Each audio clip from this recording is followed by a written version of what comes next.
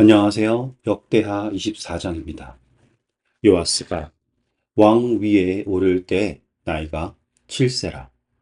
예루살렘에서 40년 동안 다스리니라. 그의 어머니의 이름은 시비아요 부엘세바 사람이더라. 제사장 여호야다가 세상에 사는 모든 날에 요아스가 여호와 보시기에 정직하게 행하였으며 여호야다가 그를 두 아내에게 장가들게 하였더니 자녀를 낳았더라. 그 후에 요아스가 여호와의 전을 보수할 뜻을 두고 제사장들과 레위 사람들을 모으고 그들에게 이르되 너희는 유다 여러 성읍에 가서 모든 이스라엘에게 해마다 너희의 하나님의 전을 수리할 돈을 거두되 그 일을 빨리 하라 하였으나 레위 사람이 빨리 하지 아니한지라. 왕이 대제사장 여호야다를 불러 이르되 내가 어찌하여 레위 사람들을 시켜서 여호와의 종 모세와 이스라엘의 회중이 성막을 위하여 정한 세를 유다와 예루살렘에서 거두게 하지 아니하였느냐 하니 이는 그 악한 여인 아달랴의 아들들이 하나님의 전을 파괴하고 또 여호와의 전의 모든 성물들을 바알들을 위하여 사용하였으며더라.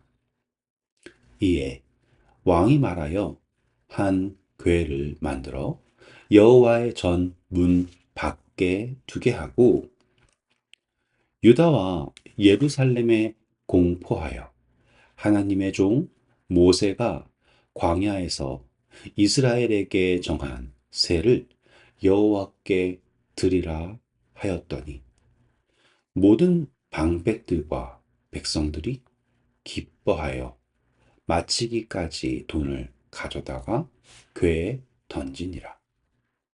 레위 사람들이 언제든지 궤를 메고 왕의 관리에게 가지고 가서 돈이 많은 것을 보이면 왕의 서기관과 대제사장에게 속한 관원이 와서 그 궤를 쏟고 다시 그곳에 가져다 두었더라.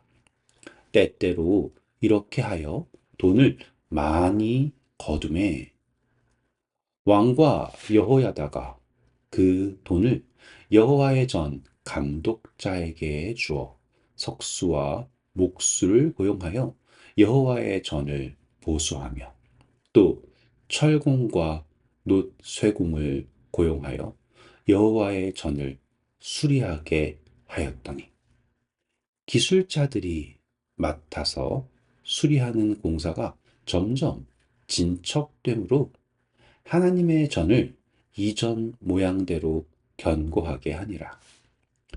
공사를 마친 후에 그 남은 돈을 왕과 여호야다 앞으로 가져왔으므로 그것으로 여호와의 전에 쓸 그릇을 만들었으니 곧 섬겨 제사 드리는 그릇이며 또 숟가락과 금, 은 그릇들이라. 여호야다가 세상에 사는 모든 날에 여호와의 전에 항상 번제를 드렸더라. 여호야다가 나이가 많고 늙어서 죽으니 죽을 때 130세라. 무리가 다윗성 여러 왕의 묘실 중에 장사였으니 이는 그가 이스라엘과 하나님과 그의 성전에 대하여 선을 행하였음이더라. 여호야다가 죽은 후에 유다 방백들이 와서 왕에게 절하매 왕이 그들의 말을 듣고 그의 조상들의 하나님 여호와의 전을 버리고 아세라 목상과 우상을 섬겼으므로 그 죄로 말미암아 진노가 유다와 예루살렘에 임하니라. 그러나 여호와께서 그들에게 선지자를 보내사 다시 여호와에게로 돌아오게 하려 하심에 선지자들이 그들에게 경고하였으나 듣지 아니하니라. 이에 하나님의 영이 제사장 여호야다의 아들 스가랴에게 감동시키심에 그가 백성 앞에 높이 서서 그들에게 이르되 하나님이 이같이 말씀하시기를 너희가 어찌하여 여호와의 명령을 거역하여 스스로 형통하지 못하게 하느냐 하셨나니 너희가 여호와를 버렸으므로 여호와께서도 너희를 버리셨느니라 하나. 우리가 함께 꾀하고 왕의 명령을 따라 그를 여호와의 전 뜰 안에서 돌로 쳐 죽였더라. 요아스 왕이 이와 같이 스가랴의 아버지 여호야다가 베푼 은혜를 기억하지 아니하고 그의 아들을 죽이니 그가 죽을 때에 이르되 여호와는 감찰하시고 신원하여 주옵소서 하니라. 1주년 말에 아람 군대가 요아스를 치려고 올라와서 유다와 예루살렘에 이르러 백성 중에서 모든 방백들을 다 죽이고 노력한 물건을 다메섹 왕에게로 보내니라. 아람 군대가 적은 무리로 왔으나 여호와께서 심히 큰 군대를 그들의 손에 넘기셨으니 이는 유다 사람들이 그들의 조상들의 하나님 여호와를 버렸음이라. 이와 같이 아람 사람들이 요아스를 징벌하였더라.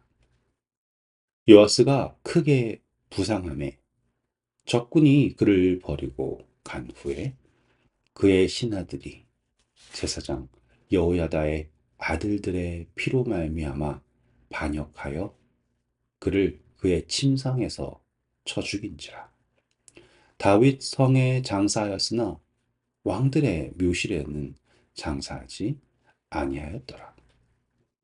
반역한 자들은 암몬 여인 시므앗의 아들 사밧과 모압 여인 시므릿의 아들 여호사밧이더라. 요아스의 아들들의 사적과 요아스가 중대한 경책을 받은 것과 하나님의 전을 보수한 사적은 다 열왕기 주석에 기록되니라. 그의 아들 암하샤가 대신하여 왕이 되니라. 네, 저희는 오늘 이 요아스의 마지막을 보게 되었습니다. 먼저 우리가 짚고 넘어가야 될 것은 요아스가 성전을 보수합니다. 이건 정말 잘한 일이죠, 그렇죠? 하지만 이 성전 보수에서 그는 분명 하나님을 의지해서 했길 저는 원해요. 하지만 결국에 깨달은 건 뭐냐면 그가 보수한 성전에서 여호야다의 아들 누구를 죽입니까? 그렇죠. 바로 이름이 중요합니다. 여기 보시면 여호야다 아들 스가랴 나오죠. 지금 이 이야기가 여러분 우리가 예수님께서 순교자를 언급하실 때 순교자 아벨의 피로부터라고 하면서 제단 사이에서 죽은 스가랴라고 하는 이 이름이 중요한 거예요. 왜 그러냐? 지금 성전 보수를 여 요아스가 했지 않습니까? 그가 성전 보수를 했다라고 하는 것 자체가 정말로 높이 살 만한 칭찬이지만 여호야다가 죽은 후에 그는 하나님의 말을 듣는 것이 아니라 사람들의 말을 듣습니다.